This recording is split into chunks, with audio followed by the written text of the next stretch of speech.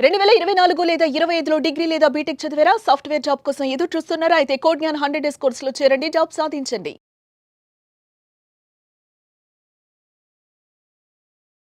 నమస్కారం శ్రీ ఆచార్య అనంతకృష్ణ స్వామి గారు. నమస్కారం అండి. ఈ వీడియోలో ఏ సబ్జెక్ట్ చెప్తున్నారు? మనకి 360 దాటినామంటే మనం ఒక గోల్ని మనం దాటినట్టే. ఎందుకంటే మనకి మనం ఇంతకుముందు కూడా మనం చెప్పుకున్నాం, జ్యోతిష ప్రకారం తీసుకున్నప్పుడు మనకి 9 అంకెలే ఉంటాయి మనకి. ఓకే, సృష్టి మొత్తం ఈ 9 అంకెల మీదే మనకి నిర్మాణం జరిగింది. అప్పుడు మనం మొత్తం మనం ఎలాంటి మండలాలు తీసుకున్నా ఏదైనా సరే, ఇప్పుడు భూమిని తీసుకుంటే మనకు మొత్తం టోటల్ 360 డిగ్రీస్ అండి. 3, 6, 9. ఓకే, 108 నక్షత్రాలు ఉంటాయి మనకి. 1 + 8 9, 0 తీసేస్తే ఇట్లా ఎటు తీసుకున్నా సరే నవగ్రహాలు అలా మనకి ఎదైనా సరే మనకు 9 సంఖ్యతోనే ఉంటుంది. దాని మీద మనం గతంలో ఒకసారి వీడియో చేసుకున్నాం. కాబట్టి 360 నెంబర్ అనేది మనకు ఒక మంచి ఎక్సలెంట్ నెంబర్. రెండోది ఏంటంటే మనకి 9 సంఖ్య అనేది కూడా అన్ని రకాలుగా ఒక వైబ్రేషన్ కలిగిన నెంబర్ అది. అవును. కాబట్టి ఇక్కడ నుంచి ఇంకా మళ్ళీ మన వీడియోలు ఇంకా చాలా వైబ్రేషన్ కలిగే ఉంటాయని నేను అనుకుంటున్నాను. డెఫినెట్గా ఉంటాయండి. మనకు ఎలా ఉంటుందంటే మనం ఏదైతే ఊహించుకుంటామో అది మనకి ఖచ్చితంగా అవుతీరుతుంది అనేది మనకి ఎన్నో మనం ఎగ్జాంపుల్స్ చూసాం ఇప్పటివరకు. మన సబ్జెక్టులు ఏదైనా సరే లేని దాన్ని ఊహించుకోవడమే. అవును. ఆ ఊహించుకోవడం అనేది దాన్ని పదే చెప్పినప్పుడు మాత్రమే అది సాధ్యమవుతుంది.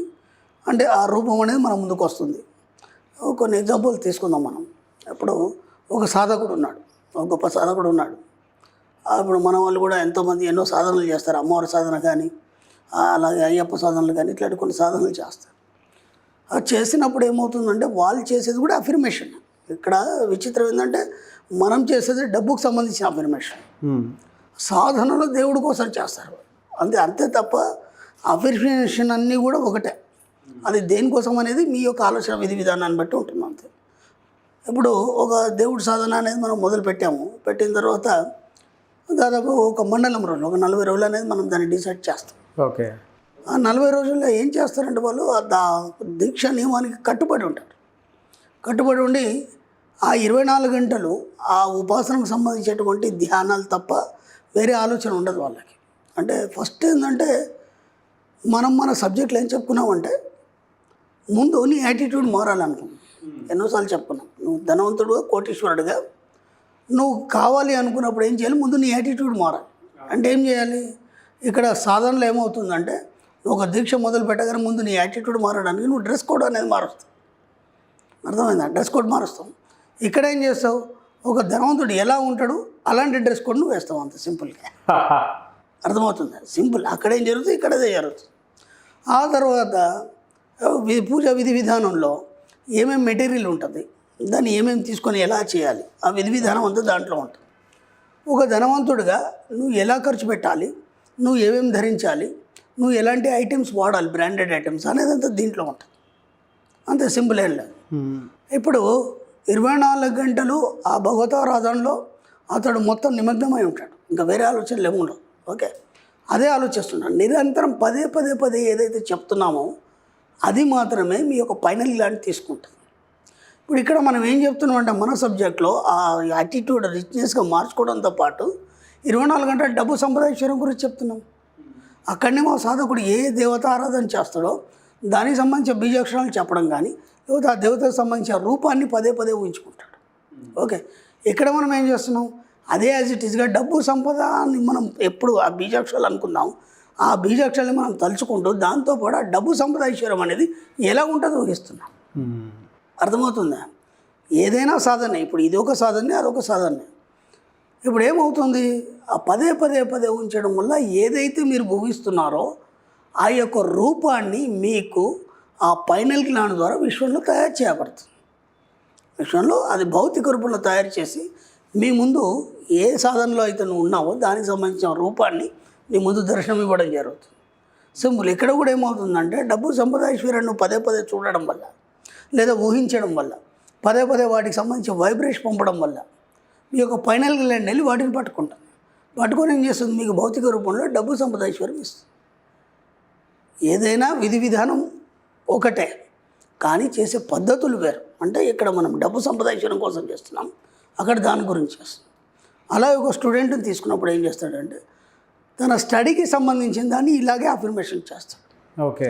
ఎవరెవరి ఫీల్డ్లో ఎవరెవరైతే ఉన్నారు, అప్పుడు ఒక మీడియా ఫీల్డ్ ఉంది, వాళ్ళు దాన్ని ఎలా ఇంప్లిమెంట్ చేయాలి, ఇప్పుడు దానికి సంబంధించిన ప్రతినిధులు వాళ్ళందరూ ఉంటారు, వాళ్ళకి ఇక వేరే ఆలోచన ఉండదు కాదు, ఎలా ఇంప్లిమెంట్ చేయాలి, ఎలా న్యూస్ ఇవ్వాలి, ఈ ఆలోచన తప్ప ఇంకేముండదు. ఎప్పుడైతే మనం ఒకే విషయాన్ని పదే పదే ఆలోచిస్తామో, పదే పదే ఊహిస్తామో, దానికి సంబంధించిన మెటీరియల్ అనేది నీకు దొరుకుతుంది. ఎందుకంటే విశ్వం అరేంజ్ చేస్తుంది. అవును. స్టార్టింగ్లో మీరే అన్నారు ఎన్నోసార్లు, అసలు డబ్బు మీద ఇంత సబ్జెక్ట్ ఉంటుందా? ఎస్, నాకు తెలిసి నేను కొంత సబ్జెక్ట్ రాసుకున్నాను స్టార్టింగ్లో. అంటే నాకు తెలిసిన అనుభవంతో నేను దాన్ని ఫాలో అయ్యి నేను ఒక సక్సెస్ వచ్చిన తర్వాత కొంత సబ్జెక్ట్ రాసుకున్న తర్వాత ఇంకా దాన్ని స్టడీ చేస్తూ 24 గంటలు నాకు ఇంకా వేరే పని ఉంది, అదే కదా మన సబ్జెక్ట్. ఆలోచన ఇంకా కొత్త విషయాలు బయటకు వస్తున్నాయి, కొత్త విషయాలు. అందుకే నువ్వు ఏదైతే పదే పదే ఆలోచిస్తావో దానికి సంబంధించిన విషయ పరిజ్ఞానాన్ని విశ్వం నీకు విపులీకరించడానికి ఎన్నో విధాలుగా నీకు సప్లై చేస్తుంది. బా, అర్థమవుతుందా? ఏదైనా అది ఏ సబ్జెక్ట్ అయినా సరే, ఇప్పుడు ఒక సైంటిస్ట్ ఉన్నాడు, ఆయన దేని మీద పరిశోధన చేస్తున్నాడు, దానికి సంబంధించిన సబ్జెక్ట్ అయినా సరే, ఇలా ఏ పరిపరి విధాలుగా ఏ రంగంలో పోయినా సరే మీరు పదే పదే దేని గురించి ఆలోచిస్తారో అది మొత్తం ఓపెన్ అయిపోయి దానికి సంబంధించినటువంటి మెటీరియల్ అంతా మీకు సప్లై చేయడం జరుగుతుంది విశ్వం ద్వారా. దానివల్ల మీరు ఏదైనా సాధించగలరు, ఏదైనా మీరు పొందగలరు, ఏదైనా అందుకోగలరు. కాబట్టి మీరు ఏదైతే ఊహిస్తారో దాన్ని మాత్రమే మీరు పొందుతారు. అది ఎలా పొందుతారంటే ఏదైనా ఒక సాధన కింద మీరు ప్రయత్నం చేసినప్పుడు మాత్రమే దాన్ని పొందగలుగుతారు. కాబట్టి ఏది గొప్పది కాదు, ఏది తక్కువది కాదు. వాళ్ళ ఫీల్డ్లో వాళ్ళు గొప్పలు, మన ఫీల్డ్లో మనం గొప్పలు. ఈ ప్రపంచం మొత్తం అంతా డబ్బు మీద నడుస్తుంది కాబట్టి, డబ్బే ప్రధానం కాబట్టి మన సబ్జెక్ట్లో కేవలం డబ్బు సంప్రదాయం ఉంటే దీన్ని మించింది ఇంకోటి లేదని మనం చెప్తాం. అదే ఒక యోగి పుంగవుడు ఉన్నాడు, లేకపోతే ఇంకెవరన్నా సన్యాసి, అట్లాంటి గొప్ప గొప్ప వాళ్ళు ఉన్నారు మహానుభావులు, వాళ్ళ ఫీల్డ్ యోగం గురించి చెప్తారు. ఇప్పుడు దేవుణ్ణి తెలుసుకోవాలి, ఆధ్యాత్మిక పరంగా వెళ్ళాలనుకున్నప్పుడు నువ్వు యోగంలో సాధన చేయాలి.